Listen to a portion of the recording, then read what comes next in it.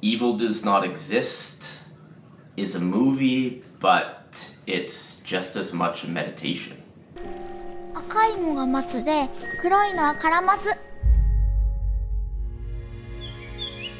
あそこはしかも。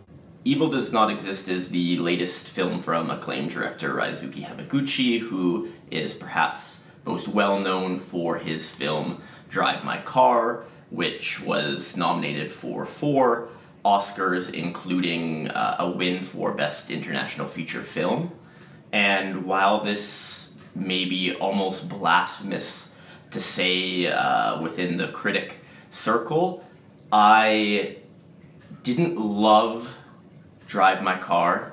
I respected Hamaguchi's ability and vision as a director, but it never quite resonated with me, despite it resonating with so many cinephiles and critics around the world.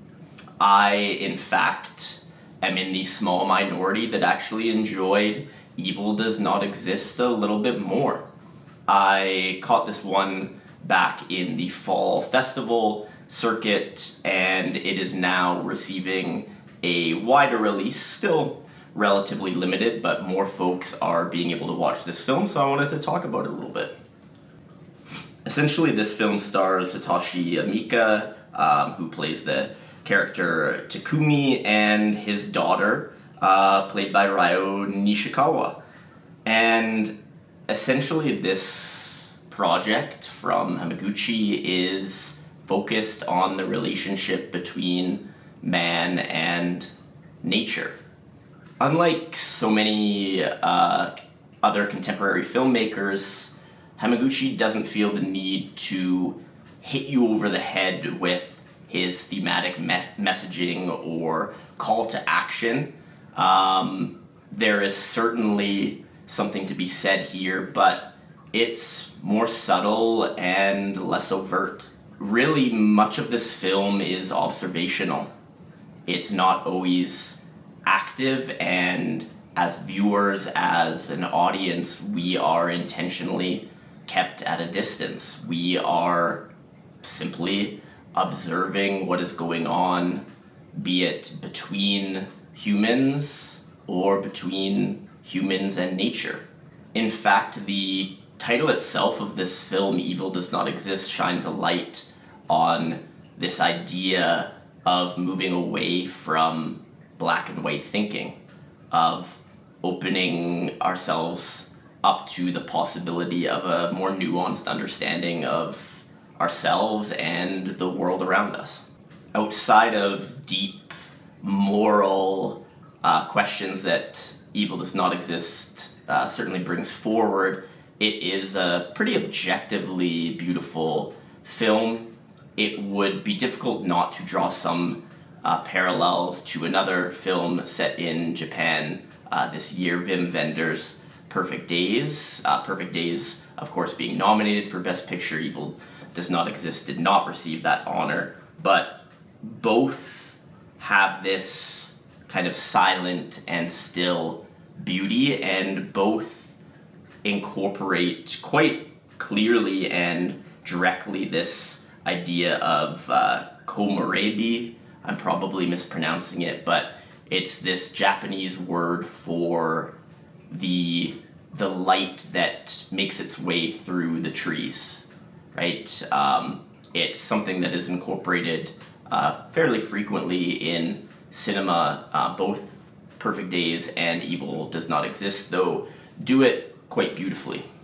This film is essentially following, as I mentioned, Takumi and his daughter as a new development project comes in, kind of this glamping project that they intend to build in the forest outside of their small fictional village. And of course, this threatens the way of life, the relationship between man and nature that so many residents of this small village currently adhere to.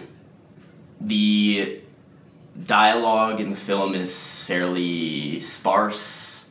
We don't have too many lengthy monologues, although a town hall meeting does provide some of the more memorable sound bites, but for the majority of the film, we are sitting watching these characters as they interact with each other and as they interact with nature.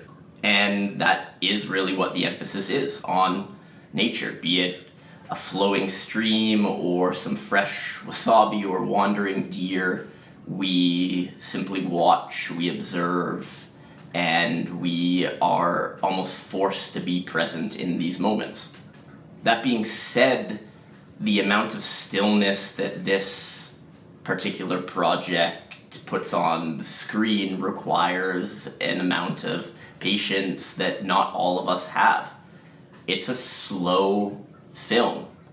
It does not hit every single traditional beat that you might expect in your typical movie, but this requirement of patience is exactly what the film is getting at.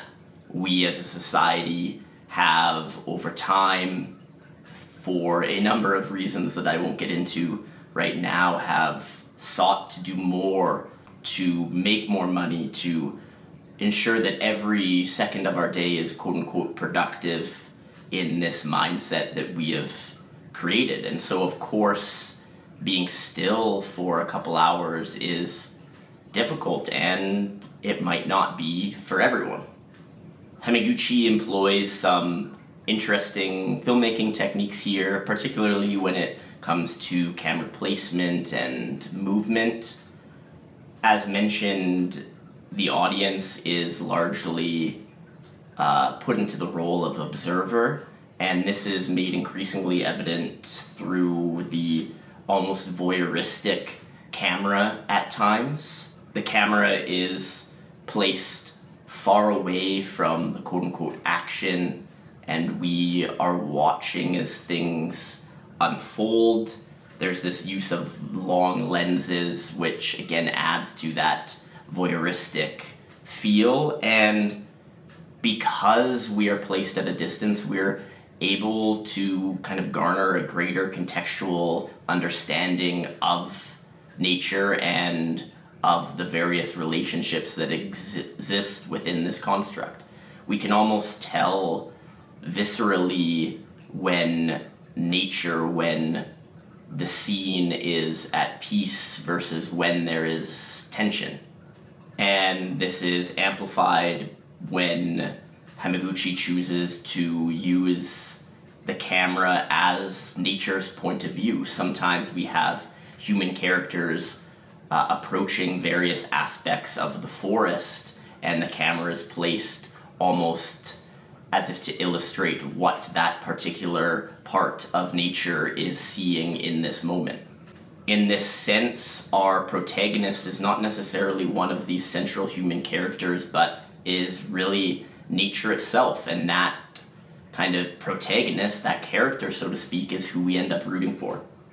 That being said, the father-daughter relationship here is also crucial, and the daughter, played by Ryô Nishikawa, puts forward a strong performance for a child actor. Again, I'm always kind of hesitant to dive deeply into child performances, oftentimes that I find that they're kind of overwrought with this faux sensitivity that's kind of very easily seen as a projection, acting, really.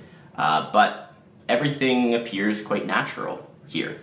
Interestingly, the way that the daughter in this film views her father is very similar to the way that her father views nature. They both view these other beings, these constructs, as being almost otherworldly, as something to not just admire, but also seek to understand and ultimately form a strong bond or relationship with. Outside of these performances, I have to also mention the score here from Aiko Ishibashi. Again, apologies for my pronunciation here. The score really does lift the film up, which makes sense as the dialogue is so sparse at times.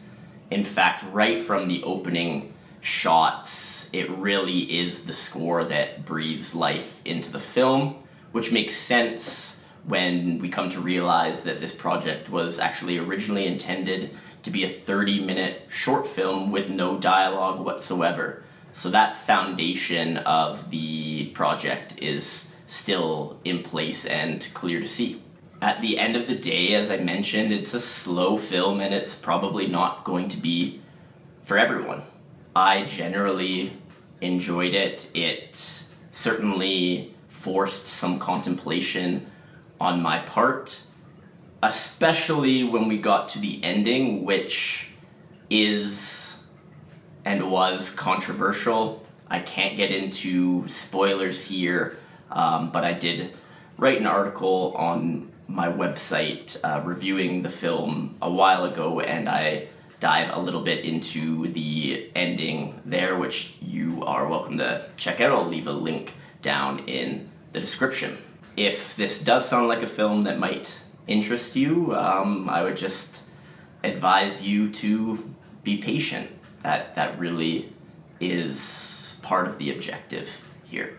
If you made it this far and listened to the whole review, obviously very thankful, appreciate it. If you don't mind doing the like thing, the comment thing, the subscribe thing, that would be wonderful. And watch the next video too. Cheers.